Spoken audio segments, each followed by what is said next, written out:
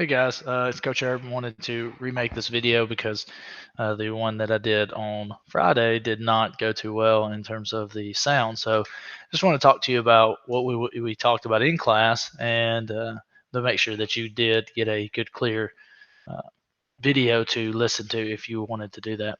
We are going to be talking about the age of imperialism, and many things go on during that time, and kind of the perception of the world can kind of change for you if you really pay attention, because all these different animals on the screen represent a country, and each of them are going to be fighting over resources, resources that they didn't ask or didn't have permission to get.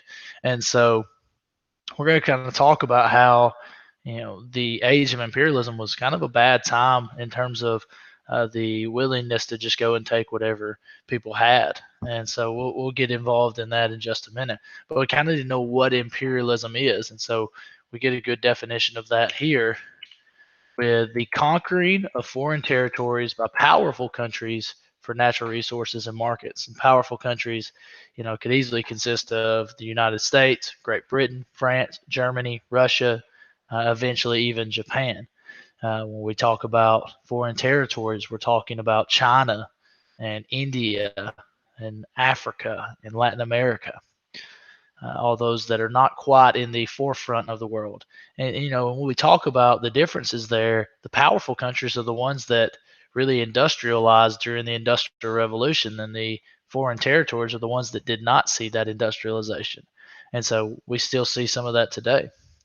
The natural resources could be anything from lumber, food supplies, to diamonds and gold, and all those resources are things that we use today and we value today, and those things were being taken without really any permission at all because the industrialized nations needed them. Also, markets. As industrialization took place, many countries needed more markets to sell their goods, so they expanded into India and China and many other Asian nations, and began to sell their goods there. So I want you to have a good definition of what imperialism is, because we're going to build on it and understand what it is, and then how did it change history. And so that's why that's important. So make sure you do get that down on your note sheet at some point in time. We're also going to discuss today the forms of imperialism, and there are three main forms that we're going to talk about. The first one is a colony. This is ruled directly by a foreign power. This is very similar to like your parents telling you everything to do. They directly rule over you. It'd be like in a classroom, the teacher telling you everything to do, how to do it, and never letting you have any kind of freedom to do it your way.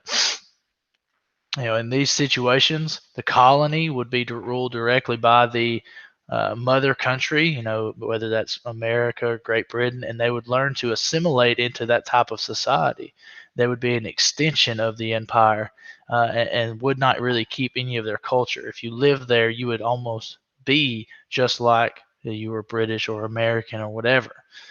The second type is a protectorate, and it was controlled by a foreign power through the locals. So the locals retained the government control, but were almost puppets. And so this would be, like, again, your parents allowing you to do something or make a decision based on what they want as well. They kind of give you a couple options, but in reality, you're choosing what they want.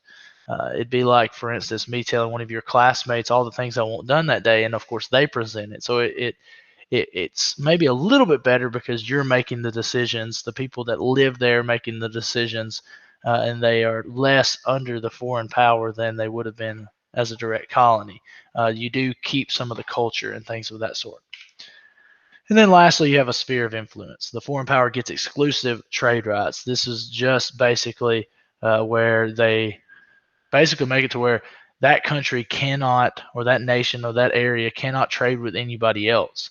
And so that's good, for many different reasons, but there may be some negative parts as well. But those are the basic definitions of the three forms of imperialism that we're going to talk about.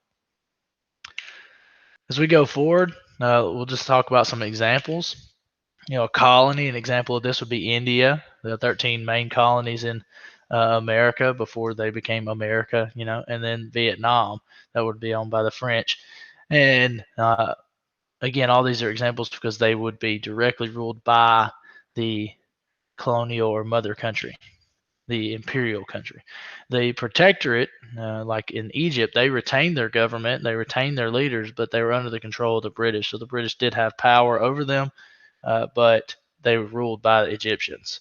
The island of Cuba and Nigeria would be examples of this as well. And then a sphere of influence, the U.S. had it in Latin America, and that's kind of depicted by the uh, picture or cartoon over on the left there. You know, Uncle Sam is the only one that has access to the Western Hemisphere. All those other characters have access to the rest of the world, but not the Western Hemisphere. And so, U.S. had a sphere of influence in Latin America, and Britain had that in China. And so, that would again, they have exclusive trade rights with those nations. Forms of imperialism, benefits. For a colony, you gain protection and economic help. Your economy is uh, strengthened with that connection to the mother country, and you have protection as well.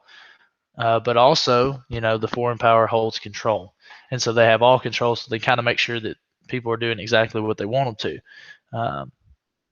The benefits of a protectorate is that the local government keeps control and they gain protection. So it's kind of the best of both worlds. And, you know, you kind of have that freedom a little bit, and you also gain that protection. And then lastly, you have the sphere of influence. The foreign power gets trade and locals stay in control. So the economy can be bolstered in a way. You do have a trade partner. You do have a powerful country that is helping you, and the locals stay in control there as well. So some good benefits, but there's always a flip side to it, and there's going to be some negatives. And so some negatives of a colony is that the locals obviously lose power, and the foreign power could have to deal with rebellion. Again, you don't want to be told exactly what to do all the time. It's why, you know, you may have a bad day at school or a bad day at home because you don't want to do exactly what you've been told to do all the time, and you want to have your own little freedom. And so uh, foreign power could deal with rebellion like they did in the United States, and they will in many other places that are colonies. The protectorate, the foreign power has to pay for the to protect the colony or that area. As a protectorate over that area and over their interests, they may have to deal with headaches that they may not wanted to deal with. And so, being a protectorate really doesn't have many negatives for the colony, but it does for the foreign power. And then lastly, a sphere of influence. The economy is not truly free. Again, if I am trading with another country or the United States is trading with another country and that's the only other country that I can trade with, then the market's not truly free. I can only offer whatever price they want. But if I have multiple people that want the product, then I can sell it at a much higher price because maybe somebody else is more willing to buy it than that country.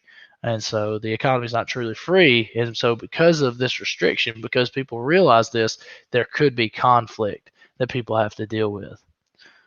Again, very short today, not just trying to overwhelm you, trying to get familiar with what imperialism is and what it looks like in the world. Next week, we'll definitely begin talking about the history behind it, how it did impact different countries and different areas, the players that were involved in this idea. Make sure that you do your 2 virtual day assignments. One is on the motives of imperialism, and the other is on, give me just a minute and I'll figure out what that is exactly. On something called the white man's burden. And the white man's burden is another motive behind imperialism. And so this kind of gives you the ideas of why this was going on. We kind of know what it is, but now we want to know why it happened and why people were doing these things that, if you were part of the discussion on Friday, you would understand that it's not okay, and that to take people's stuff is not okay. So why were we justified in doing it? And so we'll understand that a little bit better as we go deeper into this. But do make sure you do those things. Stay updated on your work, stay updated on your notes, and if you have any questions, send me an email. Again, I look forward to seeing you in class, and I hope you have a great day.